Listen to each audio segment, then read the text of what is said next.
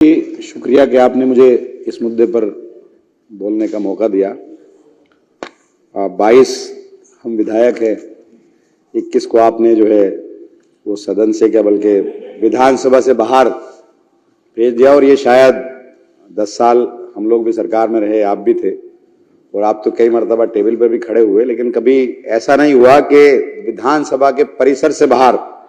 एक मिनट में आपको कोई स्थिति स्पष्ट कर दूं, सदस्यों के समक्ष आपने मुद्दा अगर उठाया है, रूल बुक सबको दी गई है और रूल बुक के अनुसार सदन का तात्पर्य विधानसभा से है।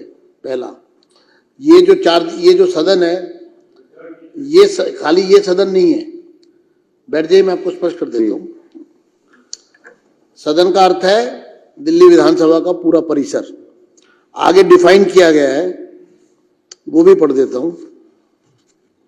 सदन के परिसर का तात्पर्य विधानसभा भवन, सभा कक्ष, दीर्घाएं, विधानसभा सचिवालय के नियंत्रण में कमरे, अध्यक्ष कक्ष, उपाध्यक्ष कक्ष, समिति कक्ष, विधानसभा पुस्तकालय, विधानसभा वाचनालय, पार्टियों के कमरे, विधानसभा सचिवालय के अधिकारियों के अधीनस्थ सब स्थान तथा उसकी ओर से जाने वाले मार्गों से तथा उन स्थानों से भी जिन्हें अध्यक्ष समय समय पर निर्दिष्ट करे।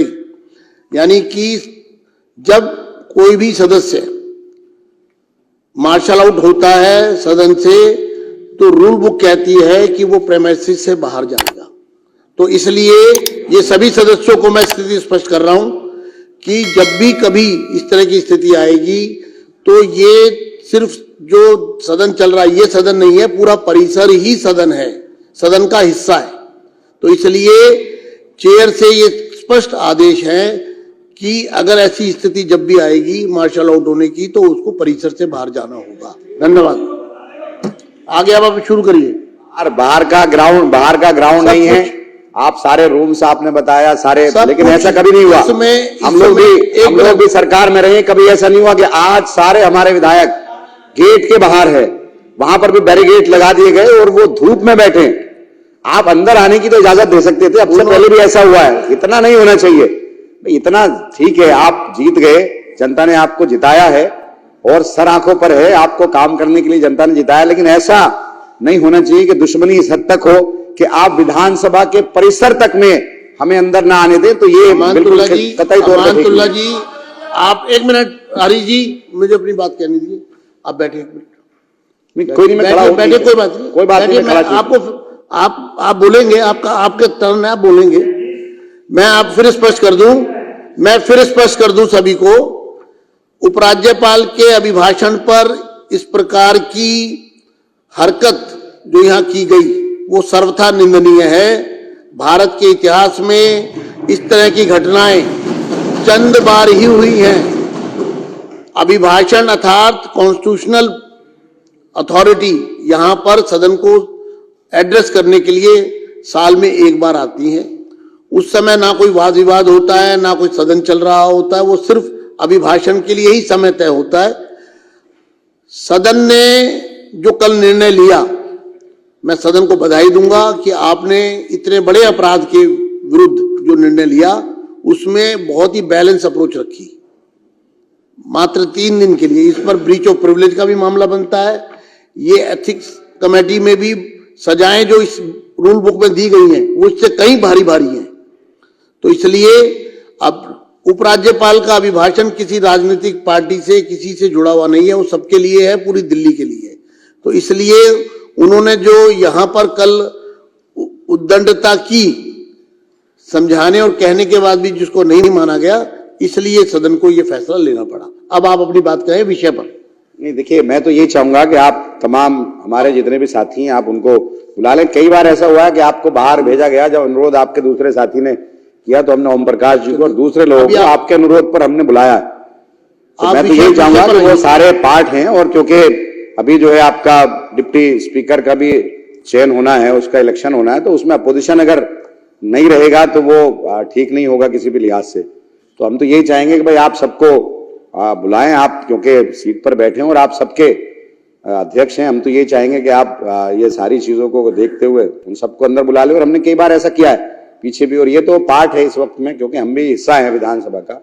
और बड़ी अच्छी बात है कि दिल्ली की जनता ने विषय पर आ जाए, आपको चुन करके भेजा है और हम खैर मकदम करते हैं इसका, जनता ने कहा। और हम यही चाहेंगे कि आप तमाम तबकात के साथ में जो भी हैं कार्य करें, और हम मुख्यमंत्री जी से भी और तमाम मंत्री से और तमाम विधायकों से हमारी तो ये रिक्वेस्ट रहेगी, ये दरख्वास्त रहेगी कि आप दिल्ली की जनता के लिए काम करें। और मैं एक और बात करना चाहूंगा, जिस तरह से मैं यहाँ मौजूद हूँ, सीएजी पर बात करनी है, मुझे सीएजी पर बात करनी है तो करिए। मैं ये करना चाहूंगा कि जिस तरह से कोई निकम्मा कह रहा है, कोई बेईमान कह रहा है, कोई निकम्मी सरकार कह रहा है, तो इस तरह की भाषा का इस्तेमाल नहीं होना चाहिए।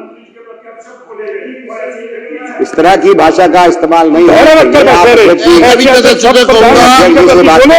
और आपके मुख्यमंत्री ने बोले और ऐसे शब्द किसी के कान सुन नहीं सकते थे, आपने बोले तो लज्जा नहीं छोटी, निर्जन होकर तुम लोगों ने बदतमीजियां सदस्य बैठ जाएं, बर्दाश्त की, और आज आप सदस्य बैठ जाएं। ओपी शर्मा जी, कर्नल जी, बिरसा जी, आप विषय पर आ रहे हैं या मैं अगला? मैं सीएजी रिपोर्ट पर बात कर रहा हूँ। सीएजी पर आइए। ये इस तरह से बात ना करनी दी जाए, चलिए, ये अच्छी बात नहीं है। नहीं, आपको मैं मर्यादा दे रहा हूँ, हम लोग 5 मिनट आपके हो गए हैं, आप समय का सदुपयोग करें, सीएजी पर बात करें। देखिए, सीएजी रिपोर्ट सदन में पेश हुई और उस पर मैं चर्चा सुन रहा हूं, और मैं देख भी रहा हूं कि सीएजी रिपोर्ट में जो कहा गया है, पिछले 2 साल से ये शराब घोटाले पर आए दिन ये तमाम चीजें आ रही हैं, और हमारे दिल्ली सरकार के करैक्टर को जिस तरह से बदनाम किया गया, जिस तरह से करैक्टर असैसिनेशन किया गया, वो सबके सामने है। और आप इसी को करके आज सरकार में आए हैं, तो अब हम तो ये चाहते हैं कि जब आप सरकार में आ गए हैं तो आप जनता का काम करें, जनता के मुद्दों को भटकाए ना। आपने 2500 रुपए का वादा किया, 2500 रुपए की आप वादे को पूरा करें। आप एक तरफ, अब आप रिपोर्ट में कहा गया है, बुला रहा हूं, सीएजी रिपोर्ट में कहा गया है, सीएजी की बात करिए, कि भाई नॉन कन्फर्मिंग एरियाज के अंदर ठेके नहीं खुले, उससे 941 करोड़ रुपए का घाटा हुआ। कुछ लाइसेंस वापस कर दिए गए, 800 करोड़ से ज्यादा का घाटा वो हुआ। आप 2000 करोड़ के घाटे की बात कर रहे हैं कि सरकार के रेवेन्यू का लॉस हुआ। 1800 करोड़ रुपए तो ये होता है। तो हम तो ये पूछना चाहते हैं कि जो आप इतने दिन से, सीबीआई आपके पास है, ईडी आपके पास है, एसीबी आपके पास है, तमाम एजेंसी आपके पास है, और आप इतने टाइम से कर रहे हो, तो घोटाला हुआ कहां है? ये तो एज्यूम किया जा रहा है कि ये नुकसान होता। और जो इसमें 8 अध्याय हैं, 8 अध्याय के अंदर 7 में पुरानी जो पॉलिसी है उसके बारे में कहा गया है कि उसके अंदर जो कमियां थी वो कमियां बताई गई हैं, और एक अध्याय के अंदर बताया गया कि ये इसके अंदर ट्रांसपेरेंसी थी। अगर ठीक से इंप्लीमेंट किया जाता तो ये लॉस नहीं होता बल्कि फायदा होता। पंजाब के अंदर यही पॉलिसी इंप्लीमेंट हुई, 1 साल में फायदा हुआ, दूसरी मर्तबा दूसरा फायदा हुआ, और जो पहली पॉलिसी उसमें फायदा नहीं हुआ। फिर आप बोल रहे, तो हम तो ये कहना चाहते हैं कि भाई आप तमाम और एक अरे वो कोई बात नहीं, 1 मिनट पॉइंट ऑफ ऑर्डर। आप इस तरह से बात करके आप ना तो मुझे डरा सकते ना दबा सकते। अमानतुल्लाह जी, माइक बंद करिए, 2 मिनट रुके।